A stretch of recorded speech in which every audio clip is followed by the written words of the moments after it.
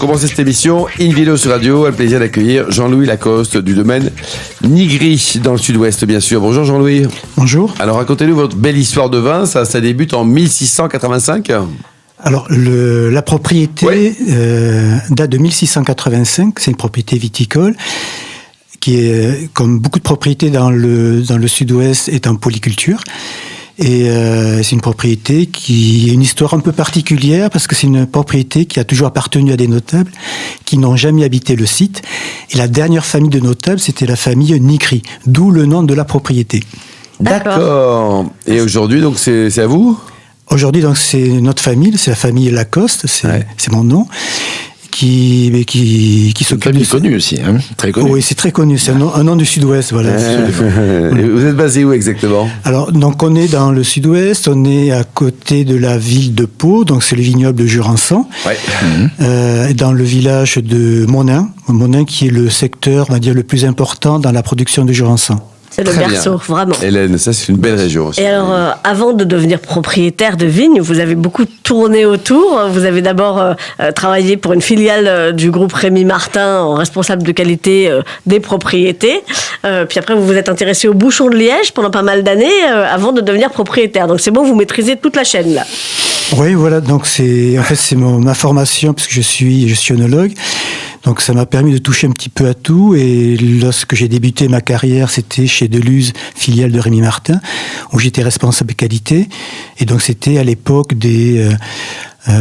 c'était tout à fait le début des services qualité qu'il y avait dans les entreprises, et donc dans le monde du vin, il n'y avait pas grand-chose qui existait, donc il a fallu créer tout le référentiel là-dessus, donc c'était très intéressant, voilà.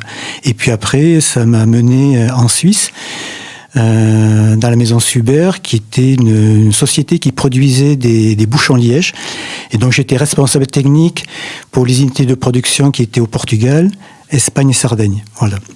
Ah, c'est pas mal, ça fait bouger. Et alors, qu'est-ce qui vous a pris le jour où vous vous êtes dit, allez, maintenant, ça y est, je suis un grand, je mets les mains dedans, j'achète un vignoble? J'ai pas acheté le vignoble parce que j'ai rejoint le vignoble. En fait, j'ai repris. C'est plutôt mon père qui a pris sa retraite et qui m'a dit Jean-Louis, qu'est-ce que tu fais ? J'arrête. J'ai dit avec mon épouse, on s'est dit on y va pas. Allez, on y va quoi. C'était quand ça ? C'était en 1993. Ah oui, donc ça fait déjà un petit bail là. C'est vrai. Combien d'hectares aujourd'hui ? Aujourd'hui, on a 17 hectares. Et 100% encore au Jurançon, vous avez d'autres choses ? 17 hectares. Ensuite, il y a 1 hectare à peu près où c'est du vin rouge. Enfin, on a planté des cépages en rouge. En tout, on a planté 14 cépages différents des Pyrénées. Enfin, 12 des Pyrénées et 2 qui ne sont pas des Pyrénées. Alors, on va y venir parce que ça, c'est super intéressant.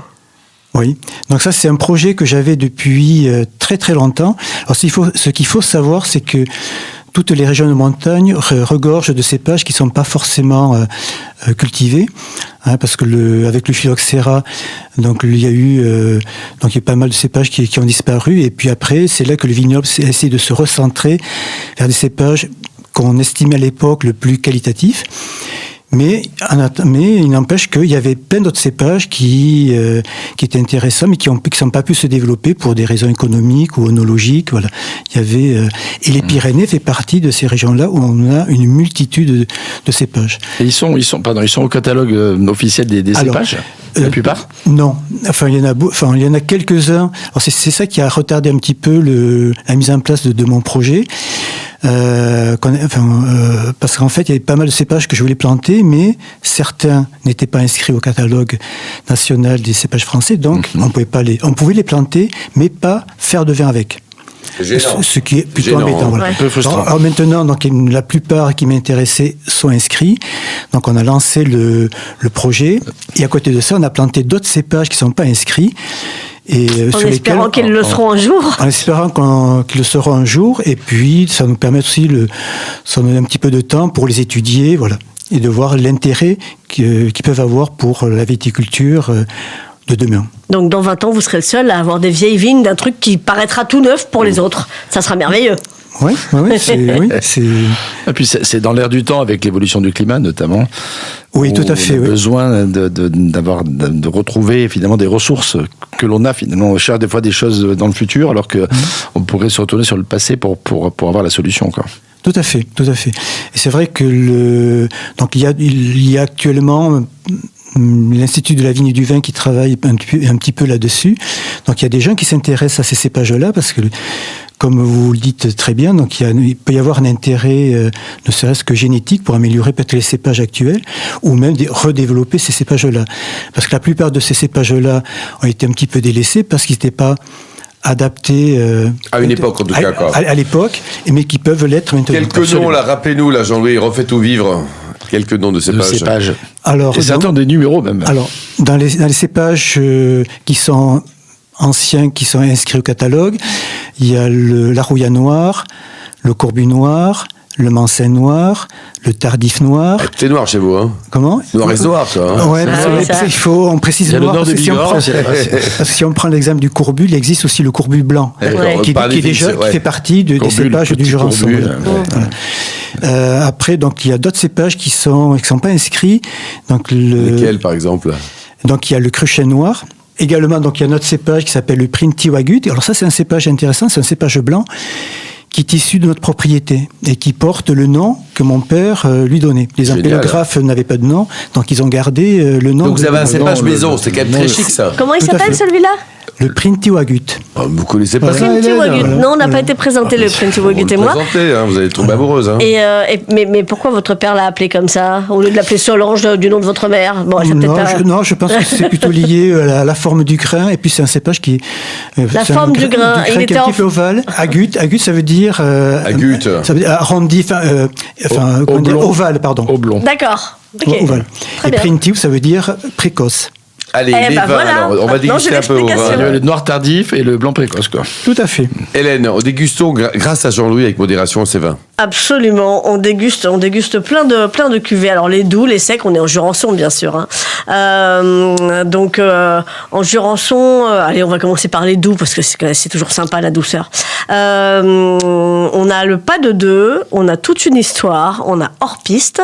Et alors hors piste, j'ai besoin d'une explication là parce que moi quand je lis sur votre site que le hors piste, je cite en accord mets et vin, se boit juste avec un ou une très bonne amie à l'apéritif. Et là, je me dis, un très bon ami à l'apéritif avec un Jurançon doux qui s'appelle hors piste, je sais pas comment finit la soirée. Oui, mais je veux dire, à partir de minuit, là, on le sait pas, à partir de minuit. C'est un vin qui est très particulier. Enfin, c'est parti d'une réflexion qu'on a menée un petit peu dans le début des années 2000.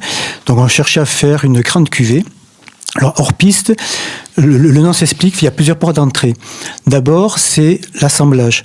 Donc, c'est une cuvée où il y a 25% de camaralais, 25% de lozé et 50% de petits mancins. Ce qui est rare en termes de pourcentage. C'est la seule cuvée à Jurançon qui existe comme ça.